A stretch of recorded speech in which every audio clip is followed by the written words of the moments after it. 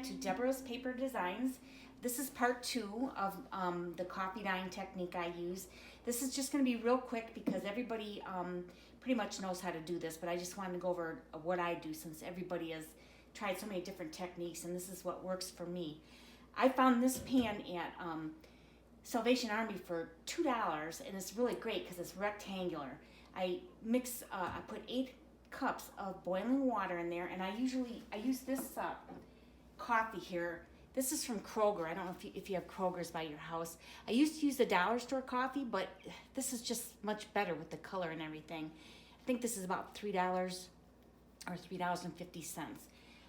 In 8 cups, I put about 2/3 of a cup of coffee in there and mix it up. Then when it's a little bit cooler, I can put the paper in. I use paper or plastic gloves because I'm a nurse and I don't want to go to work with brown stuff in my cuticles and fingernails because it takes a long time for that to come out for me. And then I use 24-pound paper. I've tried using 20-pound paper, but I always tend to rip the edges. So I do use 24-pound paper. So basically, I don't soak my paper for very long. I put it right in here, turn it over once. I grab it about an inch or inch and a half from the edge. I never have it rip when I do that. And then I just put it on there.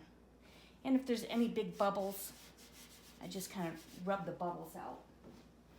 And then I get my plastic placemats that I went over in the first video. If you haven't watched that, you might want to watch that about how I do this. And then it's ready for the light and the heat source.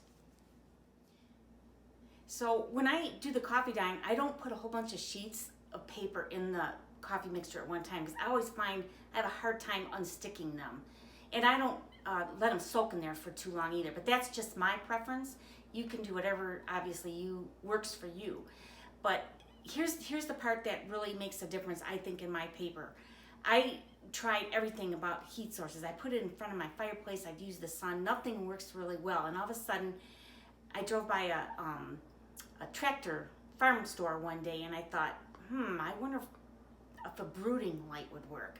So here's what I use to dry my paper with.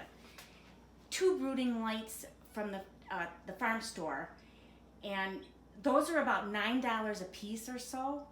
That's my husband. My husband's a musician, so I stole his mic stands, and I just have them under there. I leave them on for about 25 minutes. That's kind of personal preference. You can also make them higher. Sometimes I put books underneath them to make it closer to the light. That's all something you just have to fool around with and figure out what you like. But this will go on. I'll just let that sit there for about 25 minutes. I set my alarm on my phone so I don't forget about it. I go do some journaling or up in my craft room, and then when that goes off, I come back down and check it, and then we'll see how it turns out.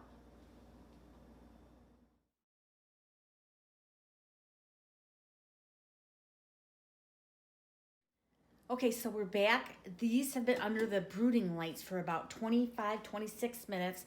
So I'm just going to pull this off to show you what it looks like. This is crinkly from the paper. That's okay. The placemat will be flat again. And the paper will just be wrinkly. So you can iron it if you want or not. It's up to you. Here's the other one.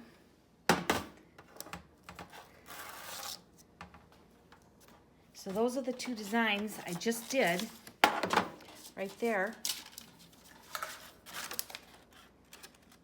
It's kind of a medium color, so it's up to you, again, how much coffee you want to use, or if you want to soak your paper longer or whatever. I usually have 4 of these brooding lights going at one time. So I do get 5 of these like every 25 minutes.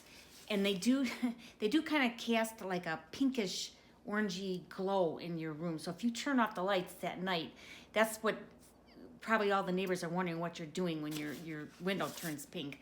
But yeah, it really turns out nice. It's a nice even heat, as you can see. So you can get these brooding lights on Amazon. They're also, I call them chicken warmers, but you can't find them under chicken warmers. You got to look under brooding lights.